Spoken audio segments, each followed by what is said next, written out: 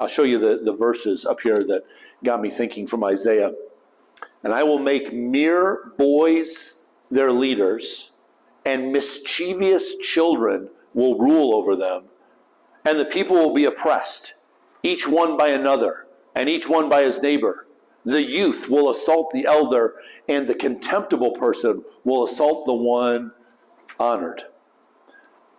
And I wrote this down in this summer when I read these verses. I want to read it to you just as I wrote it down here.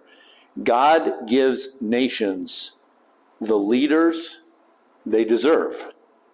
They are leaders in that they occupy an office, but they don't necessarily lead people nor care for their citizens, because as this verse says, they don't have the wisdom to lead, nor do they care about anyone but themselves. But this is the inevitable result of a nation that turns its back on God.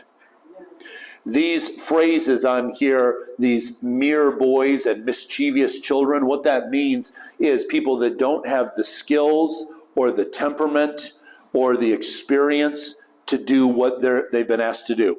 Kind of like that quote from John Stonestreet that I said earlier. We're asking the political system to carry more weight than it could. They're not prepared for it.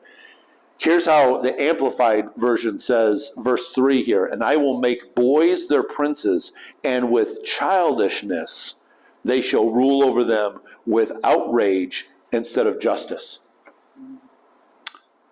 When you listen to some of our political candidates talking, does it sound at all to you like childishness? I'm on the playground sometimes with kids, and it goes like this. You're ugly. No, you're ugly. Yeah, well, you're stupid. Well, you're stupider. Yeah, well, you're uglier. Well, that's what a lot of our political candidates sound like. That person's ugly. That person's stupid. And no, you're ugly and you're stupid. Well, that sounds like the mere boys. That sounds like mischievous children. That sounds like just yelling things. Why do we want to say, yeah, my mischievous candidate is so much better than the other mischievous candidate? And anybody that supports that mischievous candidate, got to be completely separated from me. Listen, I like this. I heard, again, John Stonestreet in that same talk, he used a phrase I'd never heard before, and he called the church to be pre-political. What does that mean? Well, think about this. Jesus said all of the law is fulfilled, loving God and loving our neighbor. Matthew 25, he says, let me give it to you this way. If somebody's hungry, feed them. If they're thirsty, give them water. If they're in prison, if they're sick, if they need clothes, get them what they need.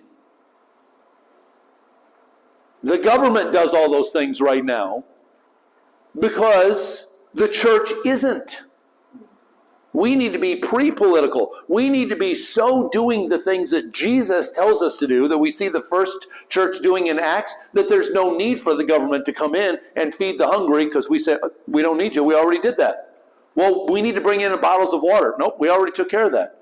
Well, we need to set up this hospital. We need to set up this program to help inmates get rehabilitated back into society. Already did it, got it covered. We don't need you here. Pre-political. Not waiting, say, well, boy, there's a lot of problems around here. Which candidate can be in office that's going to fix all these problems? We don't need a candidate. We don't need a government to fix it. The church is supposed to fix it. If we don't like what we're getting in Washington and in Lansing and in our other state capitals, we need to look in the mirror. Because politics is always downstream from culture. The political process has become bigger and the government has taken on more because the church has abdicated their responsibilities in these places.